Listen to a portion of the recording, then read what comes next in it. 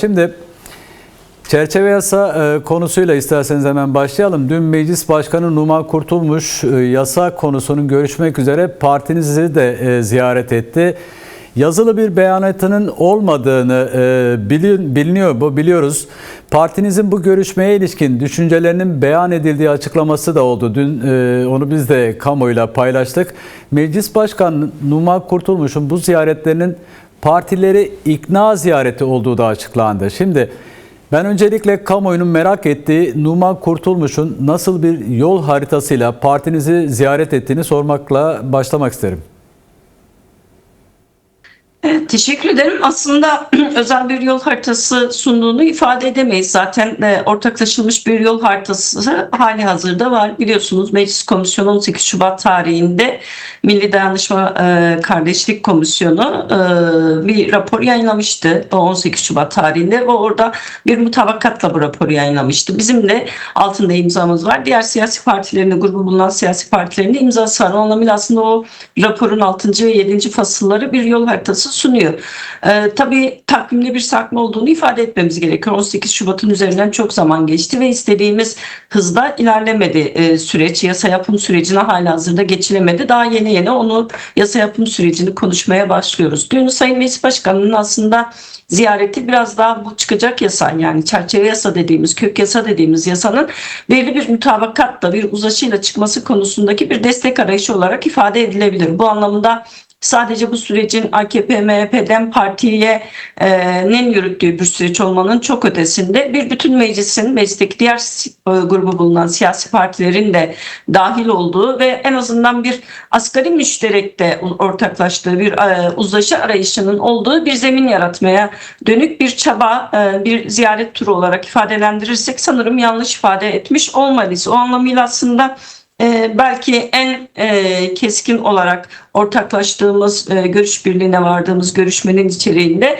mutlaka Temmuz ayı bitmeden, yani bu yasama dönemi bitmeden çerçeve yasanın çıkması konusunda bir mutabakat olduğunu gördük. Meclis Başkanı da bu konuda evet mutlaka bu yasama dönemi bitmeden bu yasa çıkmalı dedi. Yine Sayın Cumhurbaşkanı'nın bu kararlılıkta olduğunu bizlere ifade etti. Yine Devlet Bey ile görüştüğünü, Devlet Bey'in de aynı görüşte olduğunu söyledi. Bu anlamıyla bu konuda bir mutabakat var aslında bütün siyasi partilerde, bunu söyleyebiliriz. Diğer bir mesele, hani bir yasa taslağı sundu mu? Zaten bir taslakla gelmesini beklemiyorduk aslında Meclis Başkanı'nın. En nihayetinde bu biraz daha siyasi iradenin yürütmesi gereken bir tartışma zemini. O anlamıyla Meclis Başkanı biraz daha genel ilkeler konusunda bir görüş alışverişinde bulunup biraz partilerin önerini AKP grubuna aktarmak ve oluşacak taslağın içeriğinde partilerin görüş ve düşüncelerini de içermesi konusunda aslında bir ön açmak için bu turu yaptığını da ifade edebiliriz. O anlamıyla biz de dün hem basına,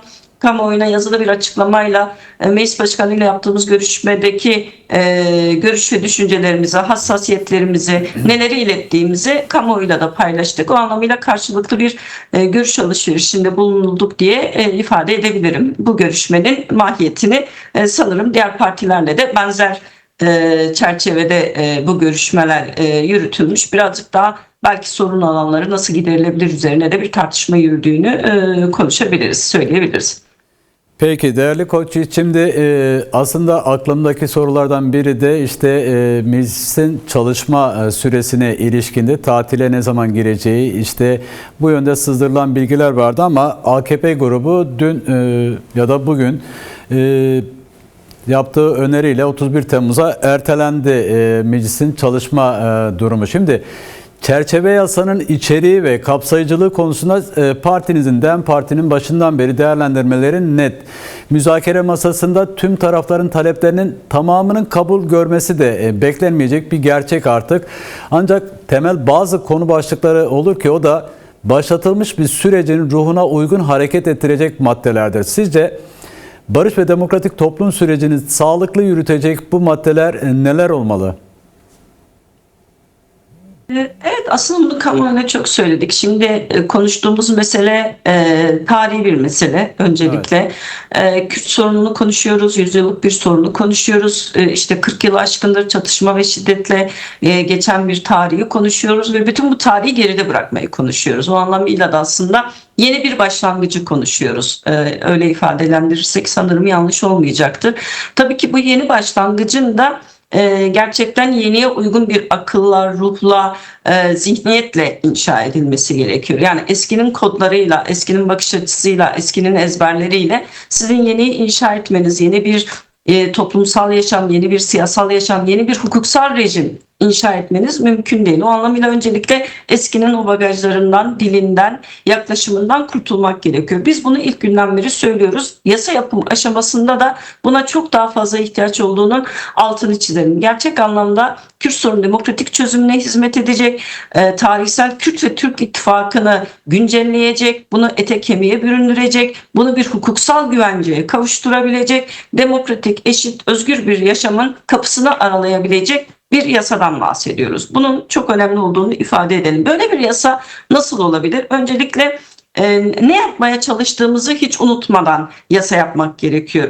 Bir barış tartışması yürütüyoruz. Kürt sorunu demokratik çözümü tartışmasını yürütüyoruz. Kürt halkının eşitlik ve özgürlük taleplerinin demokratik bir zeminde ete kemiğe kavuşmasını, hukuksal bir ifadeye kavuşmasını tartışıyoruz. O anlamıyla buradaki tartışmanın özünü de hiç kaçırmamak gerekiyor. Bazen bu özün ıskalandığını görüyoruz. Bu anlamıyla biz bu yasanın kesinlikle öncelikle Sayın Öcalan'ın süreçteki rolünü tespit eden ya da bunu tescil eden, bunun altını çizen, bunu hukuksal güvenceye kavuşturan bir içerikte olması gerektiğini söylüyoruz. Sürecin baş muhatabı, süreci yürüten Sayın Öcalan'ın kendisi, bu anlamıyla bu rolünün, bu misyonunu bir hukuksal güvenceye kavuşturulması ve yasada bir ifadesini bulması gerekiyor. Bu birinci en önemli bizim açımızdan başlıklardan birincisi. İkincisi, bu yasa silah bırakanları baz aldığı için ya da bu yasaya tartışmasında asıl muhatabı elbette silah bırakanlar. O anlamıyla kategorize etmeyen,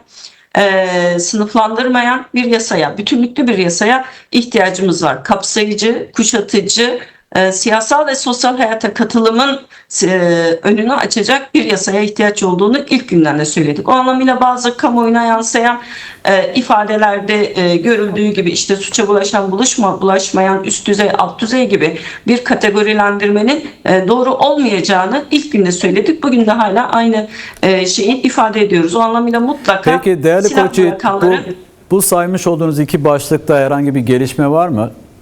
Yani paylaşabileceğiniz. Şimdi Müzakereler devam ediyor, evet.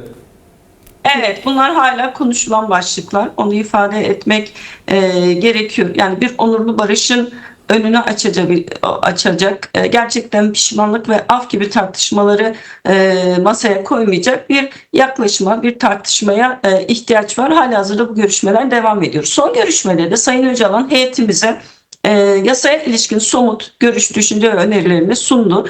Şimdi bu görüş, düşünce ve öneriler elbette muhataplarıyla, iktidar partisiyle ve diğer muhataplarla konuşulacak, tartışılacak. Bunu söyleyebiliriz. Ama en nihayetinde Sayın Öcalan'ın yine altını çizdiği bir şey var. Kürt sorununun demokratik çözümünde Kürtlere bir özgürlük alanı açmak, bir kapı aralamak istiyor. Bu anlamıyla bazen eksik ve yetersiz de olsa hiçbir şey yapmamaktansa bir adım atmak, biraz yol almak, mesafe almanın öneminin altını çizdiğini biliyoruz. Evet. Bu anlamıyla biz de tabii ki sürecin baş muhatabı ve bu tartışmanın asıl öznesi olan Sayın Öcalan'ın tartışmalarını, görüş ve düşüncelerini dikkate alarak, baz alarak da bu sürece yaklaşacağız. O anlamıyla heyetimiz halihazırda bir araya gelemedik. Merkez Yürütme Kurulumuzu toplayamadık. Fakat olumlu, iyi bir görüşme geçtiğini ifade edebiliriz İmralı'daki görüşme açısından da. Sayın Öcalan'ın 27 Şubat kararlılığını koruduğu ve mutlaka artık bir hukuksal zeminin, bir siyasal zeminin açılması gerektiğine dair belirlemesinin altını çizmek gerekiyor. Ve herkesin de buna göre tutum alması, buna göre katkı koyması ve gerçekten artık güne hapsolan, ana hapsolan, konjüktürü gözeten, kendi siyasi çıkarlarını, kendi partisel çıkarlarını gözeten bir yerden sıyrılıp bütün bir ülkenin 86 milyon yurttaşın sağlığını, esenliğini, güvenliğini, refahını gözeten bir yaklaşıma ihtiyaç var. Biz de böyle bir beklenti içerisindeyiz açıkçası. Peki, değerli Koçyiğit, son bir sorum daha olacak. Şimdi son olarak çerçeve yasanın bir eşik olduğu biliniyor. Önder Apo'da yaptığı değerlendirmelerde bu yasanın Cumhuriyet'in demokratikleşmesi açısından önemine değindi. Sizce yasa çıktı, tamam mı diyeceğiz, yoksa yaratacağı bir domino etkisi olacak mı yasanın? Yani bunu Yani yasa çok çıktıktan söyledik, bir kez sonrasına daha, ilişkin. evet, çok söyledik, bir kez daha söyleyelim. Bu yasa ne her şeydir ne hiçbir şeydir. Evet. O anlamıyla önemli bir aşamadayız, önemli kritik bir eşikteyiz. Bu anlamıyla bu yasayı çok önemsiyoruz açıkçası. Çünkü ilk defa Kürt sorunu demokratik çözümünde bir hukuksal zemine kavuşmuş olacak yasa eğer çıkarsa. Bu anlamıyla çok önemsiyoruz, çok anlam biçiyoruz. Bunu söyleyeyim. Fakat bir yasayla da tabii ki Kürt sorunu demokratik çözümünün bütün başlıklarını çözmek ya da bütün süreci de bir yasaya bağlamanın kendisinde handikaplı olduğunu siz de takdir edersiniz. O anlamıyla bu yasa bir eşik olacak, bir başlangıç yasası. Yani bir son değil, aslında bir başlangıca işaret ediyoruz. Hangi başlangıca? Sayın Öcalan'ın dikkat çektiği aslında hukuksal ve siyasal zemin başlangıcına önemli bir katkı sunacak, onun zeminini oluşturacak bir yasadan bahsediyoruz. O anlamıyla bu bir kök yasa olacak. Bu kök yasadan sonra bir dizi yasal da düzenleme yapılmasını bekliyoruz açıkçası. Yani bunun bir süreç olduğunu hiç unutmamak gerekiyor. Bir süreçten bahsediyoruz, bir süreç yönetiminden bahsediyoruz ve bu kök yasaya bağlı olarak çıkacak bir dizi yasadan bahsetmek gerekiyor. İşte infaz hukukunda düzenlemek gerekiyor. Terörle mücadele kanunu bizi ortadan kaldırmak ama yoksa bile düzeltmek gerekiyor. TCK'yı yine CMK'yı değiştirmek gerekiyor. Kayyumları ilga etmek gerekiyor. Kayyum düzenlemesini ortadan kaldırmak gerekiyor. Düşünce, örgütlenme özgürlüğünün önündeki engelleri ortadan kaldırmak gerekiyor. Yani bir dizi yasada bu kök yasaya atfen, bu kök yasayı baz alarak birçok düzenleme yapılması gerekiyor. O anlamıyla biz bundan sonra da özellikle de süreç içerisinde Sayın Öcalan'ın rolünün ve misyonunun daha da hukuksal güvenceye kavuştuğu bir zeminde bütün bu sürecin bir dizi yasayla da desteklenmesi gerektiğini, bir dizi yasanın birbirini takip etmesi gereken bir yasalar silsilesiyle en azından sürecin yürümesi gerektiğini düşünüyoruz. O anlamıyla demokratikleşme açısından, hukuksal ve siyasal zemin açısından bir kapı aralanacak. Bu kapıyı sonuna kadar aralamak, sonuna kadar itmek de elbette ki en başta muhalefetin, demokrasi güçlerini ve halkımızın örgütlülüğü ve mücadelesiyle olabilecek bir şey.